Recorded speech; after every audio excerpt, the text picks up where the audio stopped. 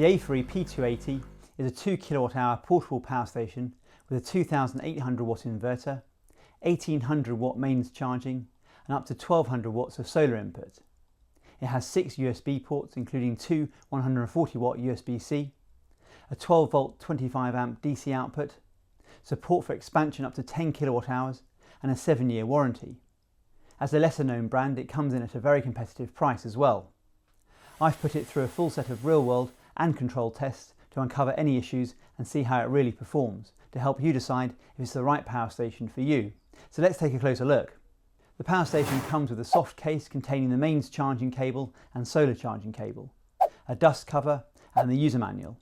This is one of the lightest 2 kWh power stations I've tested at 21.6 kilograms.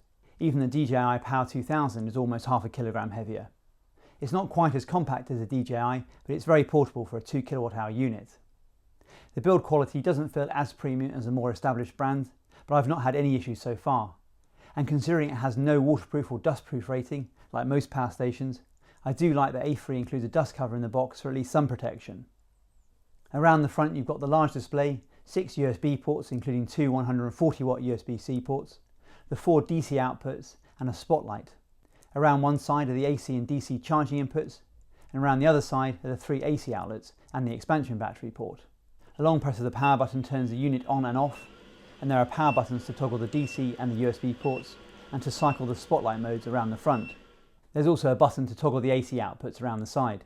The power station can charge from mains power, solar panels or your car. Here in the UK the unit charges at 1800 watts off mains. I charged the unit from completely flat to 80% in under 70 minutes, and a full charge took 1 hour 53 minutes. A bit slower than its competitors, and a little slower than Aferiy's claim of 55 minutes to 80%, but still perfectly acceptable results. You can hear the fans. I measured around 43 decibels charging at full speed, which is about average for a power station this size. And they do keep the unit quite cool, as you can see from my thermal camera images. You can drop the charging speed in the app, and there's also a silent charging mode which charges at 500 watts, but the fans still come on intermittently and at a similar volume. I'm unsure how Aferiy gets a 25 decibel silent charging. Ambient conditions will make a difference, but room temperature in my office was around 18 degrees Celsius, so it wasn't hot.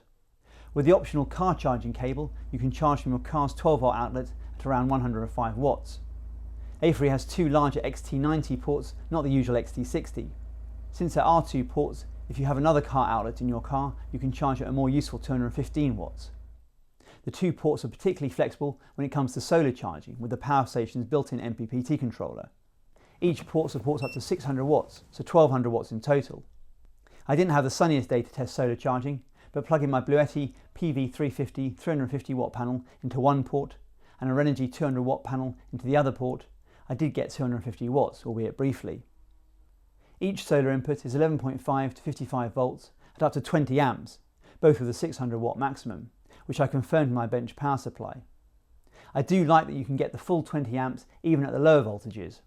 Often you're limited to lower current at voltages under 30 volts or so. So you could connect several cheaper lower voltage panels in parallel to try and max out each port.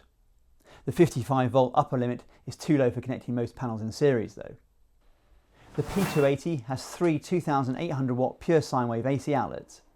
That's a higher output than the Elite 300 I just looked at, but lower than DJI and EcoFlow's equivalent models. I tested the AC outlets to their limits, starting off with a kettle which you could run continuously at just under 2600 watts. However, checking with my energy monitoring plug, this kettle runs at 3000 watts off household mains. The P280 is lower in the output voltage to keep the output under 2600 watts. A lot of power stations have a mode which does this, but you can turn it off. For example, Bluetti has its powerlifting mode. However, on the Aferiy, this can't be disabled. I tried pushing the output further to confirm this, adding in a 2 kilowatt heater which I slowly ramped up. And you can see the voltage dropped to below 180 volts. I hope Aferiy can add an option to disable this in the app at some point. You need to be very careful running sensitive electronics when the AC output is near its maximum. Even with these quirks, it's still a very capable AC inverter. I tried various real-world tests around the house and garage.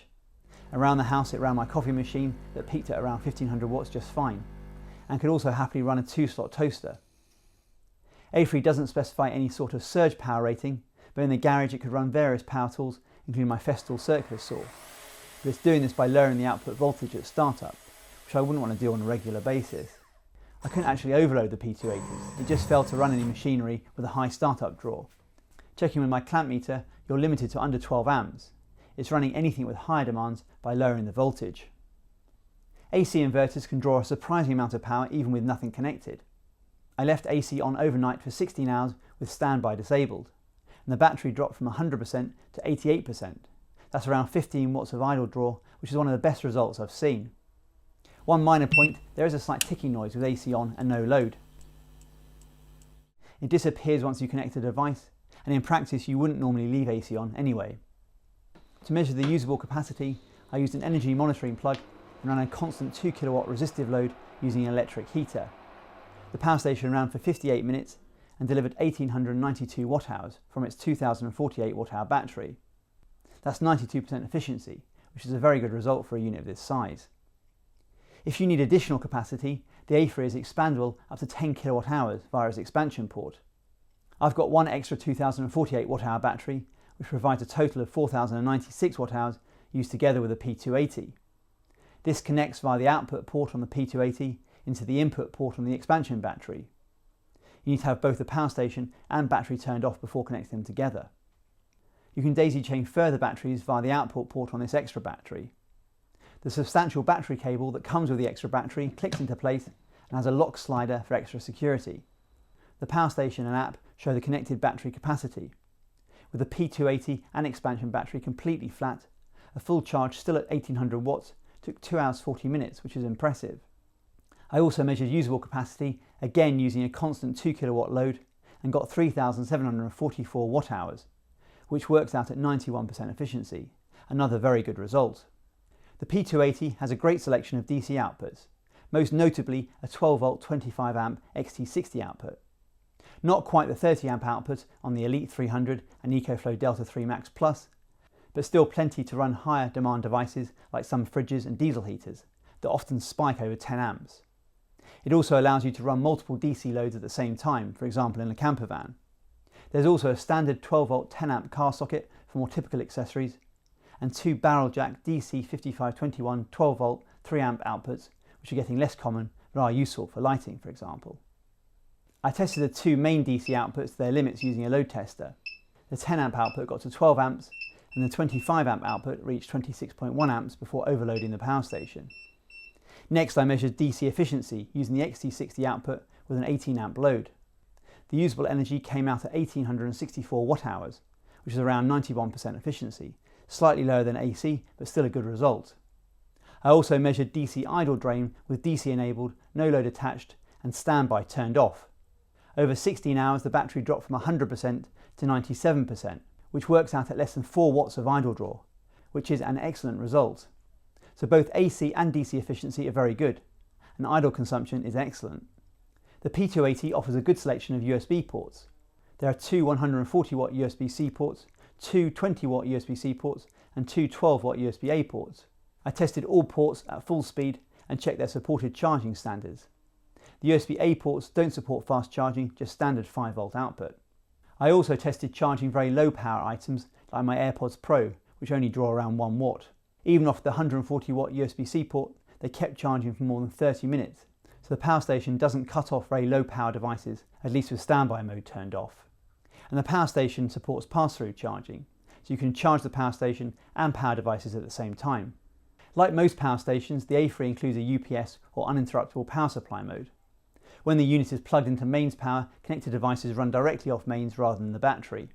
In the event of a power cut, the switch over to battery happens almost instantly, in less than 10 milliseconds according to Aferiy. I confirmed their claims with my oscilloscope, measuring the transfer time at just 9.5 milliseconds, and tested this in real-world use with my desktop PC running an intensive graphics benchmark. It handled the transition flawlessly.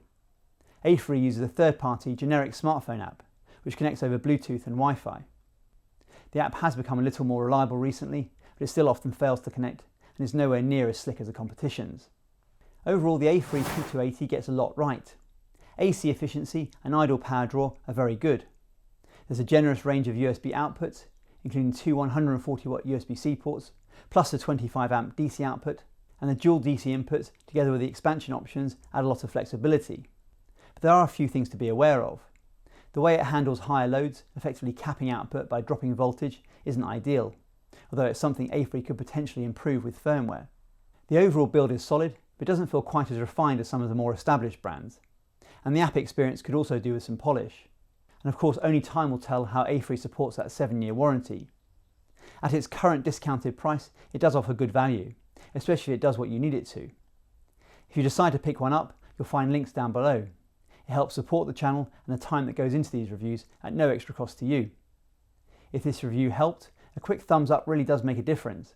I read every comment, so feel free to share your thoughts or ask any questions below.